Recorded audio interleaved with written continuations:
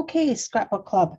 I am here finally to create the extra layout or layout one, which was the one-page layout for Wonderland from December.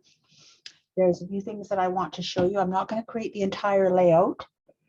I know you don't need me to do that. You've got the picture.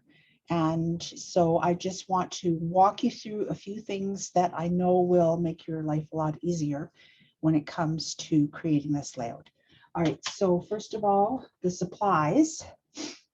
You're going to need one sheet of this patterned paper, which is the rosemary background with all of the branches, the different colored branches on it. Okay, and that sheet is going to stay at 12 by 12. And I am going to show you how to do the gutting. All right, for that. And then you're also going to need one sheet of wisteria cardstock, which you can see is the first matting right there. It's got a very narrow margin. Okay, and that paper, where did I put my notes here, will be 11.5 by 11.5. And then finally, you're going to need one sheet of white daisy cardstock that measures 11 3/8 by 11 3/8. Okay, I'm just going to bring this down a bit. I'm not quite sure why I'm getting that shadow there. Okay, so that's the paper you need. Then you're also going to need your stamp set, which is the Wonderland Scrapbooking stamp set, Z4389. And I've actually used this image here, and I've used this image here, the Simple Joys. And what else? I'm just double checking what else I used. Okay, I think that was it. No, it isn't. Right here, this little tab.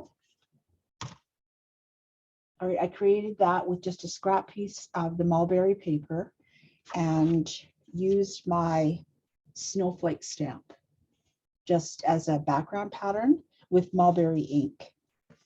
Okay, and then you're going to need your pack of felt shapes. Okay, you're not using them all on this, but you are going to use a few. You've got your snowflake up here. You've got your tree right here. You've got another snowflake, sorry, way down at the bottom here. Oh, there's another white snowflake right there. Okay, and that is it for the felt shapes. I'm just double checking. Okay, and then you're going to need your pack of sparkles. And to go with that, you're going to need your antique pink blend traveling marker. And don't forget that I'm only giving you the supply list for the creation of this layout as you see it. If there was any changes you wanted to make, of course, you just go right ahead and do that. You're also going to need the patterned paper that you cut from your cut file for, and then the cardstock. So that would be the glacier pear here, your mulberry and white and glacier here, and your wisteria and mulberry here. Then you've got your 3 pieces of peach cardstock that you pre-cut as well from your cut file. And then for inks, you're going to need your peach for doing your background, your mulberry, and then your rosemary. And the mulberry you're going to use to create this title right here, the Winter Wonderland. Okay, and then the rosemary you're going to use to create your Simple Joys tab here. And then, of course, the peach is what we are coloring in or doing a bit of sponging in the background. Okay, so that's it for materials.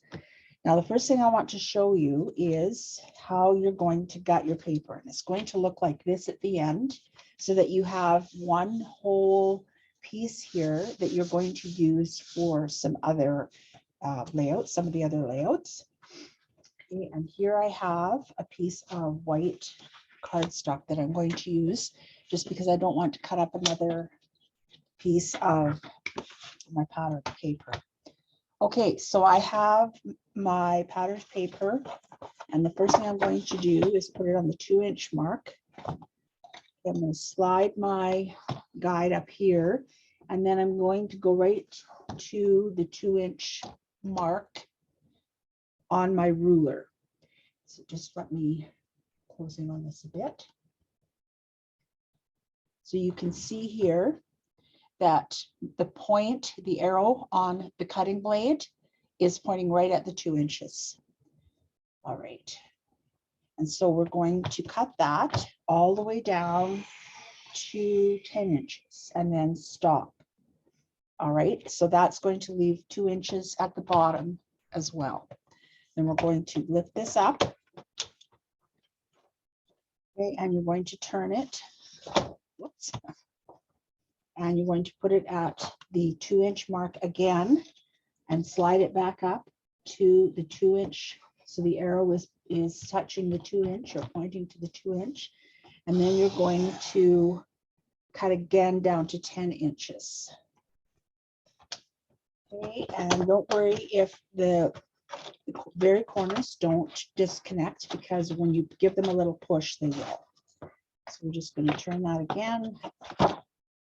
Set it at 2 inches. Okay, and holding your ruler up with your thumb, just so your trimmer doesn't actually connect with the paper till you get it where you want. You just let it down at, you've got it pointing at 2 inches again, going all the way down to 10 inches. Okay, then pick it up one last time. You're going to rotate it.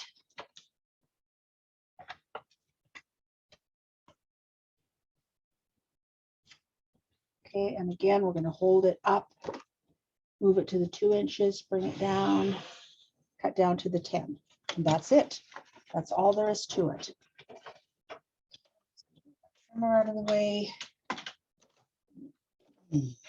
Okay, so now you're going to take this piece. Remember, this is your patterned paper, and you're going to actually use this on some of your other layouts.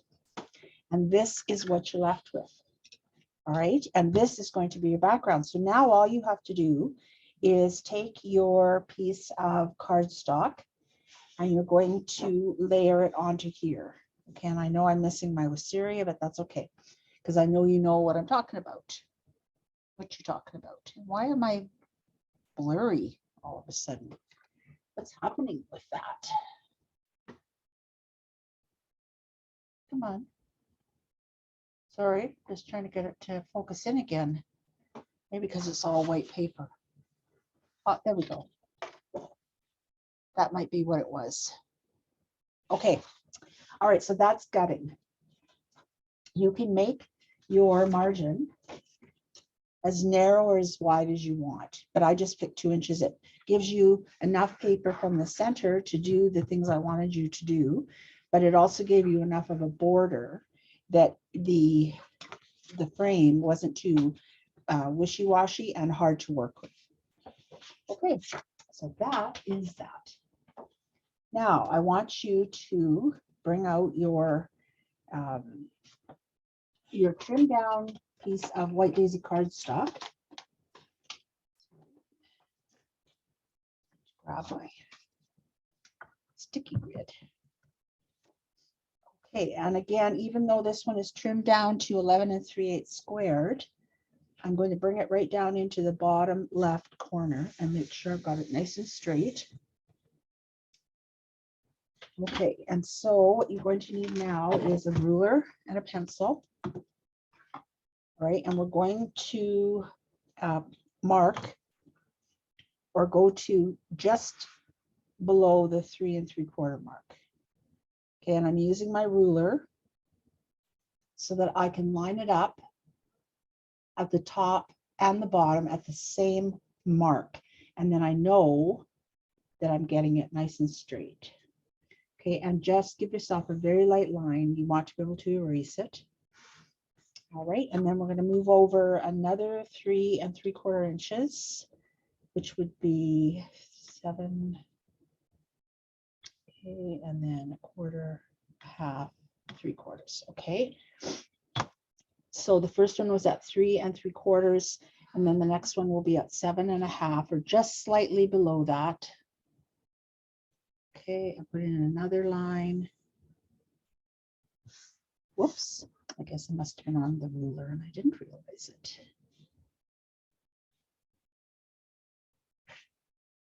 Let's try that again. Okay, so this looks terrific. All right, and now I'm going to turn it and do exactly the same thing. So I want to be at 3 3/4. So that is approximately here. Okay, and I'm going to move it the same amount here. Slightly over the 1/4 inch mark. Remember, these don't have to be absolutely exact. They're just giving you a rough guide for when you are adding your elements into each square. We want another 3 3/4 roughly, which will be about there. So just over the 4-inch mark.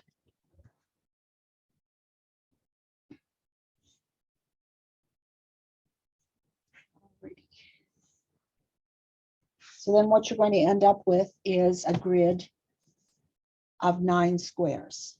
Okay, and that is how our layout is going to end up, is 9 squares. All right, so now what I'd like you to do is get out your peach ink and your sponging tool. So it's either going to be a mini blender, a dauber, or a brush, something like this. All right.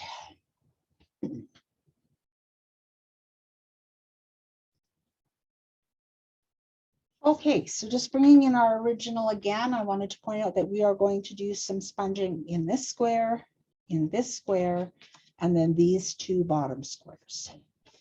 So I'm going to be using a brush, right? And that's one place, this is one place where the great big ones really work nicely.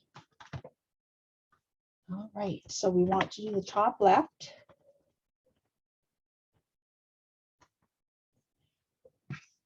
I need my, and then I'm going to work in a circular motion. With dye inks, you don't have to worry like you do with your distress oxides that you're going to smudge or anything like that, because the dye inks, they dry almost instantly as they touch the paper.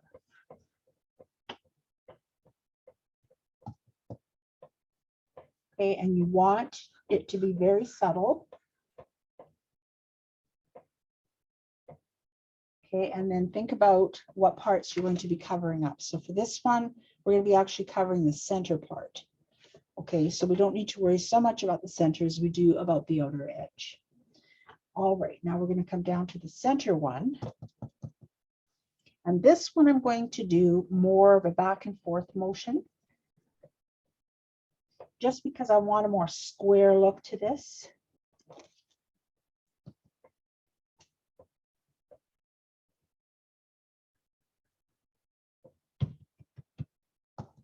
And then I'm going to do it this direction. Now you can see starting in the same place, you get a darker mark. So just want to avoid that. Okay, and then here you can see that again, we're going to be really filling up the center part of this square. Okay, and so it's more about the outer maybe 3/4 inch that you need to worry about. I'm just going to give it one more go over here. I'll start at the bottom. Work my way up. Okay, now we're moving on to the bottom left. Okay, and we're back to a circular motion again.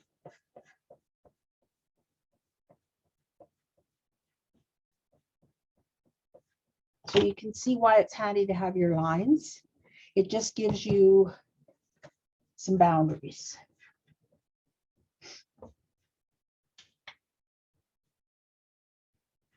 Okay, I'm going to do this one not quite as dark as I did the top one, just so there's some visual interest with variety there. And then we're going to move over to the bottom right. And just to refer back to our original, you can see that we really only see the edge on the right hand side here. So that's where I'm going to focus my inking. Did I even put any ink on that? It didn't even look like it.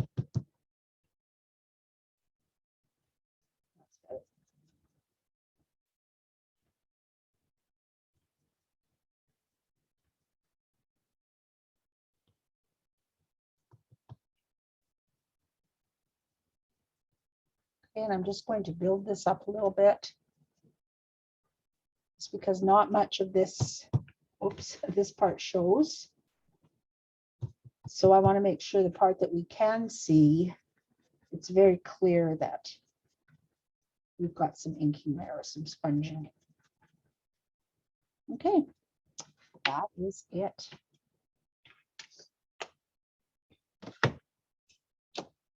All right, so now I just want to show you, this is the my sample that I did with the class.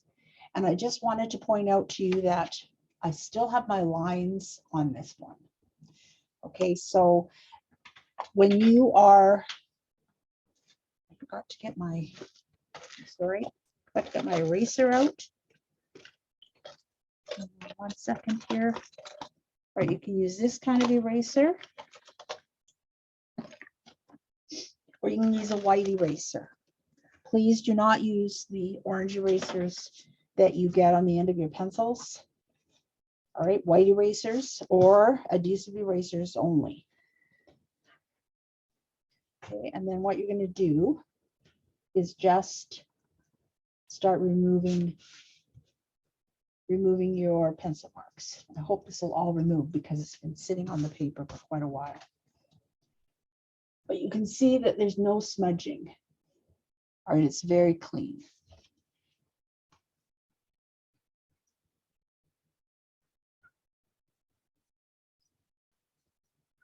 Okay, just to give you an idea, this eraser is pretty gunked up from removing adhesive. These are actually from drafting supply companies. These are the erasers that drafting companies use. Okay, so you can see my 2 lines here are gone. All right, and so you need to do that with all of your lines. So the 2 lines this way and the 2 lines this way. And then once you've got that done, then you can start adding your all your embellishments. Okay, and just to run quickly through this, this is a bit of sticker. All right, from your sticker sheet. This is also sticker. This little piece in here is a zip strip. This is also a sticker, stickers. This is from the cut guide, cut guide, cut guide. These are all from the cut guide. This is half of a sticker. This is the other half here. This is a sticker. This is more of that same sticker from here. Sticker as well. This is from your cut guide. Okay, sticker, sticker that I put some foam tape under. The mittens are stickers.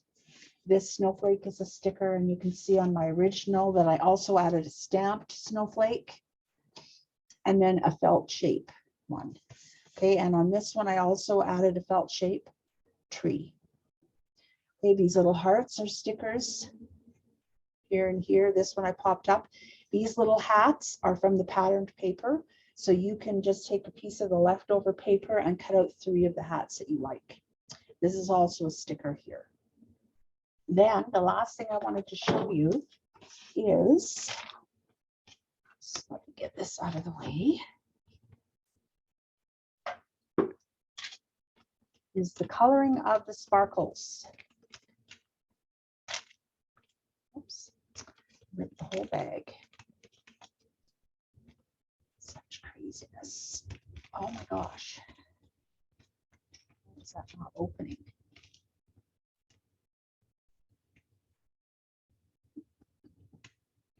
Oh my gosh. It just doesn't want to open there. I think I found it that time. Yep.